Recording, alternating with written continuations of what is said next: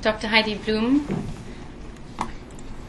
Professor at Children's Hospital, so Pediatric Neurology. Thank you. Thanks.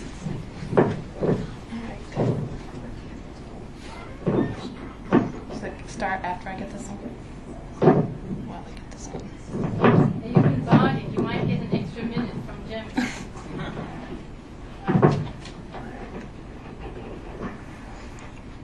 All right, so I played soccer and was interested in concussion from a long time ago, but just in the last couple of years started looking at problems after concussion. So my interest predated all the hype in the NFL, but it sort of coincides, the research is coinciding with all that interest in the press and everything. So my big questions are who gets concussions and who is at risk for having problems after concussion, particularly post-traumatic headaches. What should we do after a concussion and to prevent that? That's still some of these are wish lists, and some of these are things we're looking at now. And then what can you do for those kids who are having long-term problems or chronic headaches after they have a TBI or concussion? So I'm just going to go through a couple background slides to talk about why this is important. So over 500,000 kids, and this is just a fraction of the kids that are being actually seen in the ER, are seen in the U.S. each year. And you can see here the blue is boys, the red is girls. Boys tend to have more of a problem with TBI, particularly in adolescent age. But girls in my clinic, what I see is the girls after clinic. I see at least as many girls with problems after concussion as boys. So millions of kids are at risk. And there's some data that high school kids, or at least comparing high school and college kids, the high school kids take longer to recover from concussions. And there's some pretty good data about the risk for concussion. So being female seems to be a risk for concussion. Why that is still unclear. Whether they report more symptoms or are more concerned about their future, or there's something different about the biomechanics of head injury in girls or women, or if there's true CNS differences as well. Prior concussions, the sport and position. So if you're getting hit a lot, you have a higher risk of concussion, and you get more. There's a higher risk of concussion when you're playing games. And I just put this is not to go through the whole thing, but just to highlight that the helmeted sports, where part of the sport is designed to actually hit people, have higher rates of concussion. And then the boys and the girls sports are matched here. So in most cases, the rate of concussion is about twice as high in girls as boys playing the same sports, except for lacrosse, where it's really a different sport. So headache is just one of a long list of post-concussive symptoms, but it really is one of the most common symptoms. And one of the problems is that a lot of these symptoms on this list after concussion are problems that kids with headaches have, and also kids that have any kind of problems have a lot of these issues, problems with sleep, irritability, depression, all those things. So post-traumatic headaches. So first, there's a little bit more data with the adult post-traumatic headaches, and Sylvia Lucas and colleagues here, Jeannie Huffman, have done a bunch of this, but most folks report headache immediately after a TBI. And they seem to be perhaps more common after mild TBI than after more severe TBI.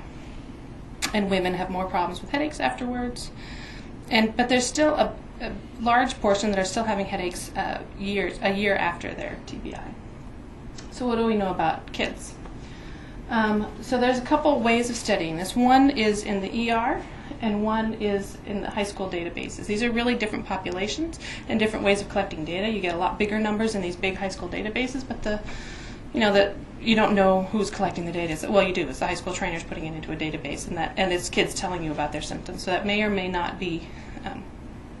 There may be some issues there. ER kids probably have a little bit higher, more complicated injuries. So not everybody with concussion is going to end up in the ER.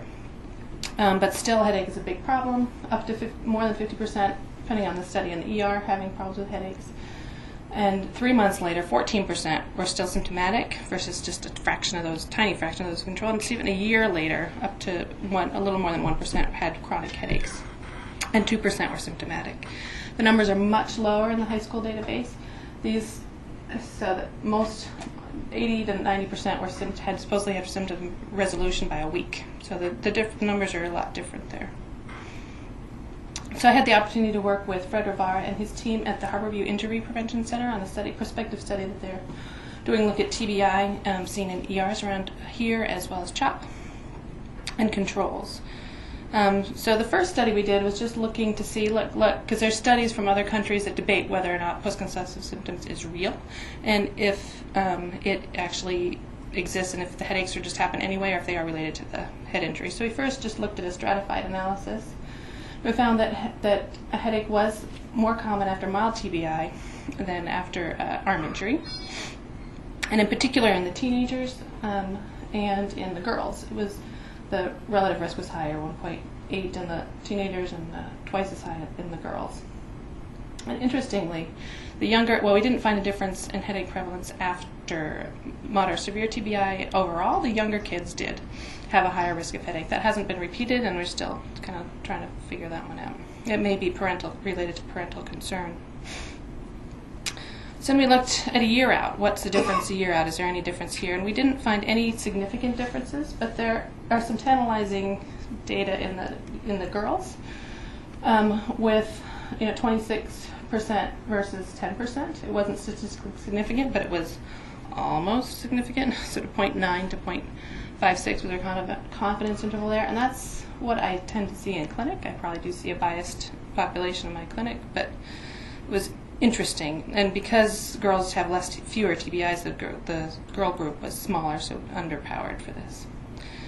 So we had a group of teens, and we looked at that. So just the teens, and teens were reporting their own headaches in this one. And again, the numbers weren't quite significant, but they're pretty interesting.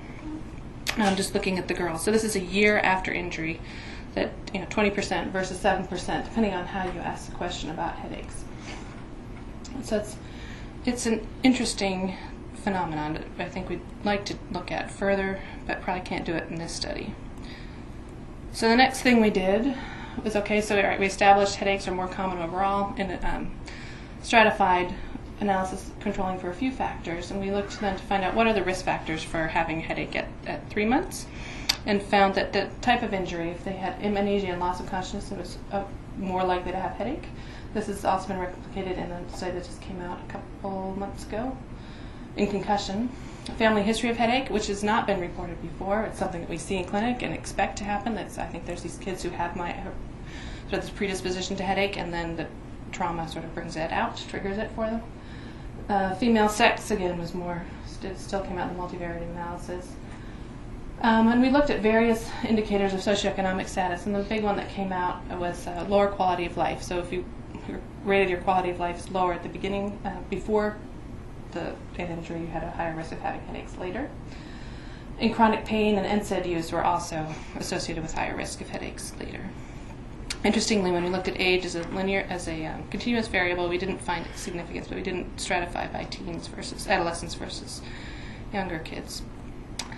Other thing that I think was interesting was that there were some of these kids with mild TBI who did have changes on imaging, so I had thought that perhaps blood or fracture might be associated with a higher risk of headache, but it's actually associated with it's not significant, but looks like it may be perhaps a little bit lower risk. The prevalence of headache for the kids with a complicated intracranial hemorrhage or fracture is actually lower than the prevalence.